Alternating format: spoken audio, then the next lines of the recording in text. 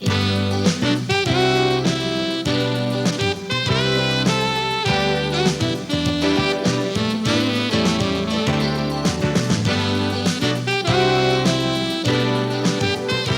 time now for the award-winning #1 local talk show in Northeast Pennsylvania, The Sam Lesante Show.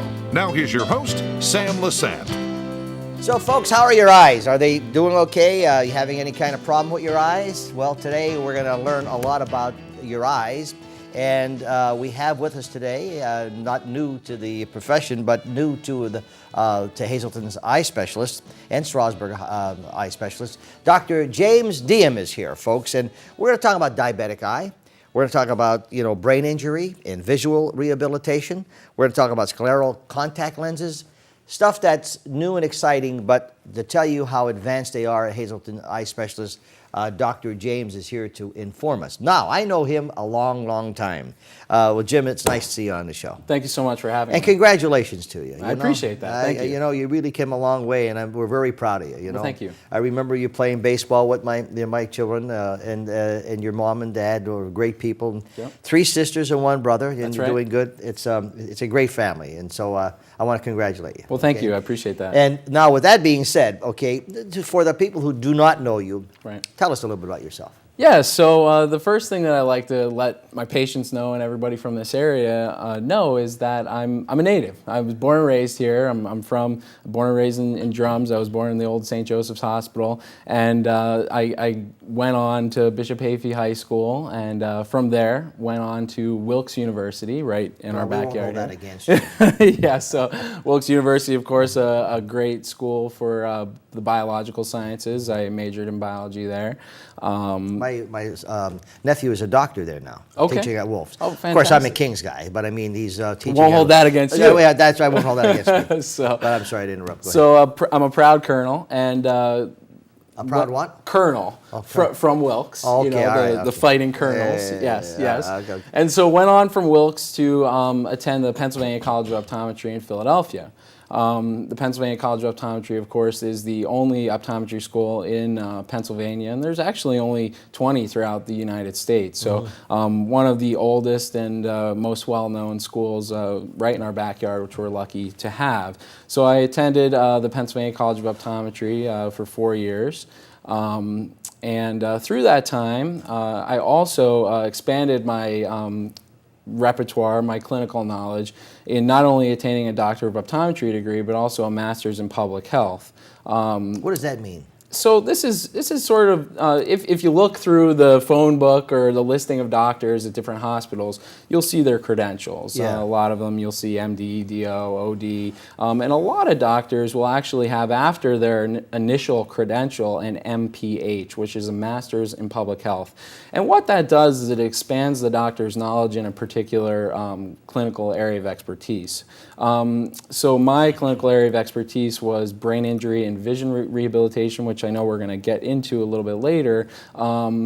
But basically what that does is it takes a doctor's expertise and expands it to a broader set. So instead of just looking at the patient in front of you, how do we apply therapies, programs to benefit the community or the population at large? People who work in the CDC, in healthcare administration, public health is their area of expertise. So it's good as a provider to have that added bonus. So to speak. I know you're very involved, and you're with a great guy, Dr. Kislin, Right. very advanced in eye care. Why did you decide, Jim, to go into to become a doctor, an optometrist? Sure. So actually, while I was at Wilkes, I looked into a lot of different healthcare professions. I shadowed a primary care doctor, I shadowed an endodontist, I shadowed a physical therapist, and I also shadowed an eye doctor. And while I was at Wilkes, I actually really enjoyed the eye doctor setting. I liked the ability to help our patients sort of right away with the glasses and the contacts. But I also really thought it was interesting how we can see diseases like diabetes and high blood pressure and cholesterol for the first time, in a lot of cases, in the back of people's eyes. And so I thought that flexibility and ability to help people was just something that I really enjoyed. That's the exciting thing about when I had Dr. Kislin on the show. I know he has his own show, which is doing very well, Eye Care Today, and Dr. Benyo and Dr. Bafil. We talked about the different things, but it's amazing what you can learn from the eye, James, amazing. isn't it? It is. I mean, and what can you learn from the eye? And first of all, it's important to get an eye checkup at least once a year. I would think so. But when you're checking that eye, what are you actually seeing in there? Because I know Dr. Kislin saves a person's life by looking at it. She had something wrong that he was able to tell through the eyes. Yeah. What are you actually looking at? You know, when we look into the back of the eye, it's actually looking into the brain. The retina, which is what allows us to see, it has the rods and cones which actually transmit the light that we see and give us an image, are part of our brain. And so we're really looking at your brain, first of all. Second of all, the blood vessels that feed the brain, which cause stroke in some cases, are right there for us to see. It is the only place in the body where we can actually see blood vessels pumping blood in real time. So if somebody has diabetes, which is a condition that affects our blood vessels, we can see those blood vessels leaking blood in a very characteristic way. If somebody has high cholesterol, we can see the coating of cholesterol along the body of the blood vessel.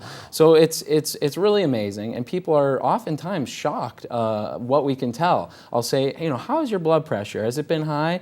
You know, doctor, it has been a little bit high. When was the last time you were to a primary care doctor? You know what, doctor, I don't have a primary care doctor. So a lot of times people will come in, well, I need reading glasses. I can't see up close anymore. And then we take a look into the back of their eyes and we pick out some of these things, and you know, we hook them up with a primary care doctor or coordinate with an existing primary care doctor to let them know we've seen XYZ. Please take care of this for this patient.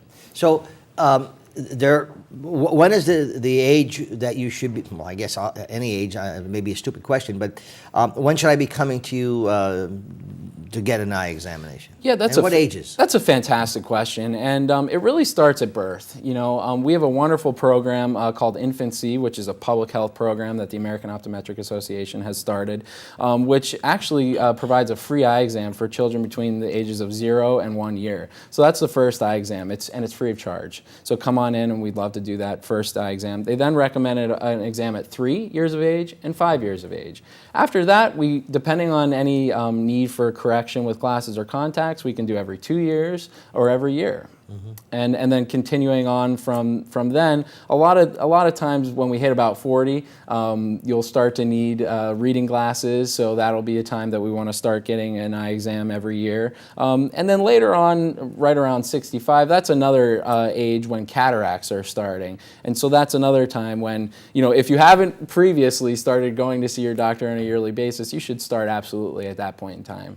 I had LASIK done, Dr. Bucci did mine, maybe fantastic. about 8-10 years ago. And I hadn't been to the, you know, I see Tom all the time, and I hadn't been to Tom, so finally I said, well, let me go for an eye exam just to see how it's been going. And when he went in there, he's, you know, nothing serious, but I mean, a couple things that he said, we got to do this, and, you know, put me on different drops at night for my eyes. And I was like shocked because I didn't know that. And the interesting thing is, James, is if I would have not gone to him, it would have become even worse than what it was. Sure. You know? So I highly advise, you know, get to the doctor. I'm talking to Dr. James Deom, folks. He is at the Hazleton Eye Specialist and also Strasbourg Eye Specialist. The phone number there is 570-453-2020. We'll be back right after this. Welcome back to the Sam Lesante Show, folks. We're learning a lot, folks. The health show. We're learning today about our eyes, and I have with me Dr. James Deom. But before we go to Dr. Deom, remember, folks, you can watch all of our shows on ssptv.com. Wow, we're over 1 million hits, folks, on our website. Every show we produce is on that website, ssptv.com. Also, all the Eye Care Today shows with Dr. Kislin are on the website. You can watch every one of the episodes that he has. My email, sam@ssptv.com. As I said, my guest is Dr. James Deom. Now, it says here, you have extensive experience in diagnosing and managing diabetic eye disease, as well as extremely high amounts of stigmatism and difficult to refract eyes. What does that mean? Yeah, you know, my history is kind of unique as far as my clinical rotations are concerned. So I was very lucky to go to some very interesting places to train. The first was a veterans hospital in Vermont. I was there for some time. And then following that, I was on an Indian reservation in northwestern Montana, a very remote area in northwestern Montana. Both of these populations, specifically the Indian reservation, has an abnormally high prevalence of diabetes and also astigmatism. So we'll take the diabetes first. So diabetes, as you may or may not know, and maybe some of the viewers do not know, has a unique effect on the back of the eyes. And really what it does is it makes the blood vessels in the eyes leaky. And what happens is when the blood vessels become leaky, the retina is starving for oxygen and nutrients. And so it tells the retina to make new blood vessels. Those new blood vessels are weak. They should not be there. They're called neovascularization. And those blood vessels cause even more bleeding, which can ultimately lead to permanent visual loss. And so it's very important that you have a trained eye, someone who is used to looking for these little tiny specks of blood in the back of the eye to institute things that we can change the course early on. And so I was very lucky, like I said, to have such extensive background and experience in looking at individuals who have really quite severe diabetic retinopathy, which is the name of this bleeding in the back of the eye. So if I have diabetes, I probably have that. You may or may not have So, that. okay, anyone who has diabetes, are you telling me, James, that anyone who has diabetes should really go and get their eyes checked? It's the only eye condition that the standard of care, meaning your health insurance will pay for an eye exam if you have diabetes. So they've done large studies that say it actually saves money. It saves the insurance company's money for you to go to get an eye exam on a yearly basis. So if you have diabetes, you need to go get an eye exam because it can lead to permanent vision loss if gone untreated. Well, that's amazing, and then your refract eyes. Okay. Right, so refracting eyes, that's the process of changing the lenses in the 1 and 2. I'm learning a lot here today. Yes, that's good. I hope Kissin doesn't send me a bill for this. So yes, refracting eyes is the thing that the eye doctor does with changing the lenses 1 and 2 in front of your eyes. And so it's a very, seemingly a very simple task. And for most individuals, it is. Who needs that? Who needs that? Yeah. Really, anybody can come in and check to see if they need a little bit of correction. And sometimes that correction will show itself more at different times. Maybe at night you're having difficulty seeing and you have glare from the headlights. That could be from a small amount of uncorrected astigmatism. And so what I was able to do was, again, with the native population, they have this high prevalence of really high amounts of astigmatism. And astigmatism simply is the shape of the front of the eye. And so I actually have an eye model here. And so the front part of the eye is the cornea. And that is the main refracting surface of the eye. It bends light so that it can focus on the retina. And so if the front part of our eye is shaped like a basketball, that light... Let me show the eye. Yeah, absolutely. Okay. So the front part this of is the eye, folks. Right. And you're saying you're looking at the back, right? Right, and so, but the front part of the eye, the cornea, is really the important part here. And so this part here. That's correct, the cornea. And that's what they adjusted with LASIK. They changed the shape of that to let the light bend a little bit differently on their retina. And so what happens is with people who have astigmatism is that the light comes in and it focuses on several different points because the eye is shaped like a football, and some of you may have heard that. And so there can be a large amount of this astigmatism or a small amount. And so having had this extensive experience with large amounts of astigmatism has given me some different techniques and ways to help those individuals. And so what happens... do you do? I mean, like once you examine, what do you do then? What is it? The medicine? So it's actually not medicine. There's some special types of... For individuals who have this high amount of astigmatism, they go their whole life looking at things kind of like somebody has smeared it, okay? And they believe that that's their norm. They believe that that's the way they should be seeing things. And they've probably gone to many doctors who have said, you know, this is the way it is, and this is the way it's going to be, and there's really not much more that we can do. However, you know, there is some actual new techniques and therapies in the form of a special type of contact lens that I am proficient in that actually covers up this misformed eye or cornea. These types of lenses are called scleral contact lenses. Yeah.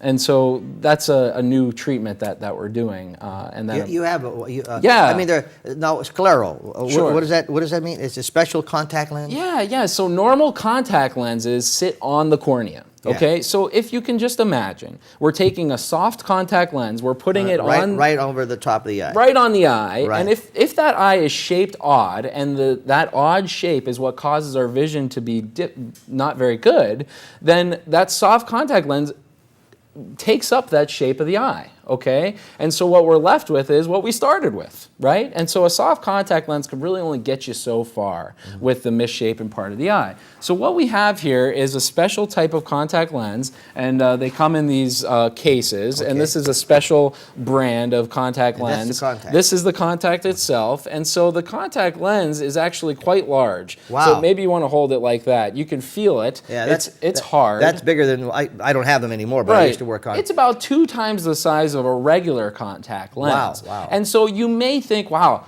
I don't want to put that in my eye, but it's actually quite comfortable. I'm going to put this in my eye. Yeah, and, you know? and it has some added benefits too. And I'll just briefly tell you how it works. So the sclera is the white part of the eye. Okay. That's the part that surrounds the color part of the eye. And there's very little in the way of nerve receptor endings in that part of the eye, okay? So it's actually quite comfortable. So this contact lens goes over the cornea, like so, okay? And it sits on the white part of the eye, and in doing so, it masks the misshapen part of the front of the eye, and it bathes it in solution all day long. So it's actually providing a comfortable tear reservoir for the eye. Is this something new?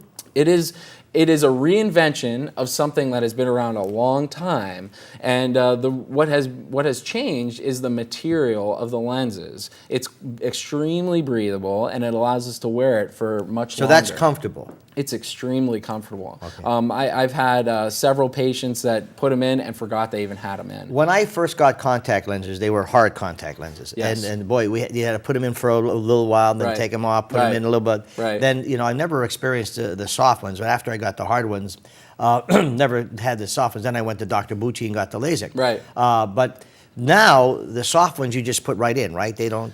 Yeah, the soft ones you just pop right in, and how they're about quite that? comfortable. And now this will be a little bit different as far as getting in and taking it out, but the comfort is as good, even better in some cases. For people that have this misshapen front of their eye, this may be the only thing that helps them see Okay, so better. who is a candidate for, I'm watching the show, I haven't been to an eye doctor, please get to see Dr. Deom or Dr. Kissin and the other doctor. Dr. Wasmansky. Yeah. Fabulous. I got to hand the Tom Kissin because he put together a great eye service to the, not only the Strasbourg, but the Hazleton, great people there. Like you, I'm very impressed, James. I really am. You may have your own show. It'll Maybe. be the Dr. James show. but so, okay, a candidate would be who to come in to check? Just review that with me. For any eye exam? Yeah, or- I mean, in other words, if I'm experiencing something. Yeah, Diabetes, definitely they should. diabetes, you got to come in. Yeah. Absolutely. But a candidate in general is anybody who's having any difficulty with vision at any distance, okay? So if you're seeing things far away, a little bit blurrier than you used to, up close, a little bit blurrier than you used to, any child that is going into school, okay, 3, 5 years of age, they should have a comprehensive vision exam, which includes checking for glasses and also a dilation. It's so important that we get our children checked before they go to school.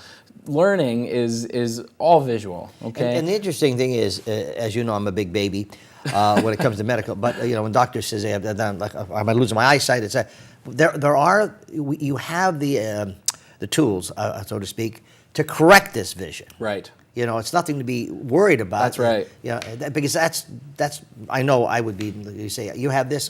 That's it. I'm losing my eyesight. You know, Right. yeah. And like I said, that's one of the reasons I got into it. It's one of those things where we have the ability to help people. There's issues that are correctable, and we can change their lives by doing so. Okay, when we come back after the break, I'm talking to Dr. James Deom, folks, from the Hazleton Eye Specialist and also Strasbourg Eye Specialist. 570-453-2020. Brain injury and the visual rehabilitation I want to touch on when we come back after this break. Welcome back to the Sam Lesante Show, folks. Remember, 247ssptv.com. My email is sam@ssptv.com. My guest today, Dr. James Deom, from the Hazleton Eye Specialists and Strasbourg Eye Specialists, specializes in diagnosing the diabetic eye and astigmatism as retract eyes, everything you can imagine. But also, you have vast knowledge in brain injury and vision rehabilitation. What's that all about? Yeah, so this is really kind of a new exciting area for eye care and really this area. As I mentioned before, I did that Master's in Public Health, and that Master's in Public Health was focused on brain injury and vision rehabilitation. Really, this whole conversation starts with vision. 50% of the brain, what it does, is devoted to vision in some way, shape, or form. So 50% of what our brain is doing at any given second is dedicated to the eyes and vision and decoding what it is that we're seeing. So you can just imagine, if you have any type of brain injury, that is a stroke, that is a concussion, that is a fall where you knock your head against the wall or on the ground, anything like that is going to have some type of visual consequence. Now, one of the most common types of visual consequence with a stroke is where somebody will see that half of their visual field is gone. There are things that we can do to help that person better cope and compensate with that visual field loss. Sometimes that type of thing, it'll never come back. However, we can help that individual through visual rehabilitation, which is really sort of a new field, something that, again, I specialize in, that will help that individual better navigate through their life, perform their activities of daily living a little bit more efficiently, a little bit more effectively.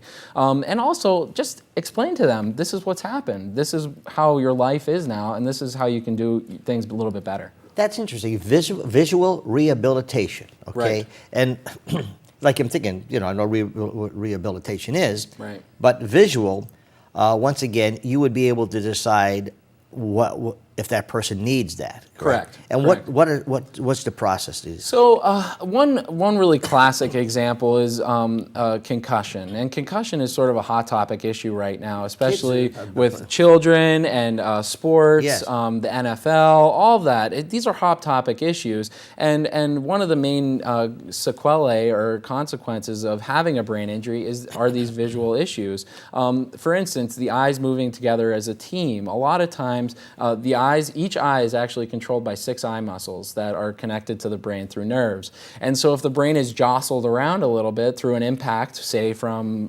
football, the ability of the eyes to move together efficiently as a team can be hindered. So we can actually set a plan or almost like physical therapy of eye exercises to help your eyes move a little bit more efficiently as a team, allow you to read more fluently, allow you to peruse the environment more efficiently. And so these things are extremely important, and people don't know about them.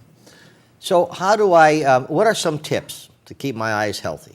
Some tips to keep your eyes healthy. Well, first things first, go see your eye doctor. Okay, go see your eye doctor and find out how your visual status is. Okay. That's first things first. Second thing is you're going to want to try and supplement your diet with some eye healthy foods. We always say dark green leafy vegetables are excellent for your eye and your retinal health. Another thing that we know to be extremely good for your eyes is omega-3s. And I know omega-3s are well well established in many different health professions. I tell everyone, even if they high blood pressure, the PRN brand omega-3s are unbelievably fantastic. But it have to be the good ones, not the the junk you get. There is a difference. There's a major difference, okay? But they have to be PRN, and I tell them so that helps, okay? What else? I didn't mean to interrupt you, but no, I absolutely, absolutely. And then finally, I think just making sure that if some of these, if you do notice something going wrong. What about vitamins? What kind of vitamins? What vitamins help my eyes? Sure. So again, the dark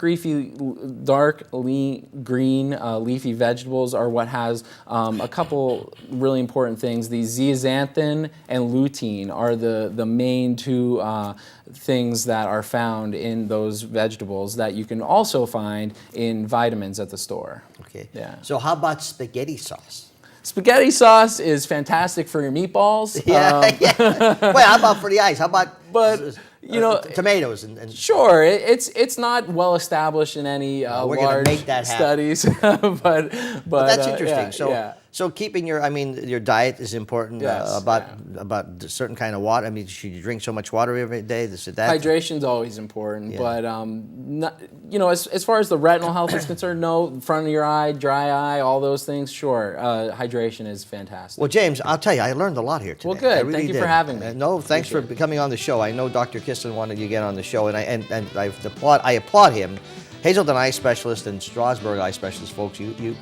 If you haven't had an eye exam, you definitely, if you have diabetes, you definitely got to get to see James Deom, Dr. Deom at Hazleton Eye Specialist. Phone number, give him a call, 570-453-2020, and tell him you saw the show, and then he'll get back to you maybe with a patient. But eye care is so very important, and it's so nice to see the advances we have here in the greater Hazleton area and the Strasbourg area. With these, with your Hazleton Eye Specialists and Strasbourg Eye Specialists. Congratulations once again, James. Thanks for having me. Okay. Appreciate it. Folks, remember, 247 SSPTV.com. You can watch all of the shows. Also, Dr. Kislen's show, Eye Care Today, is on every day, and it's also on our website. We'll see you next time.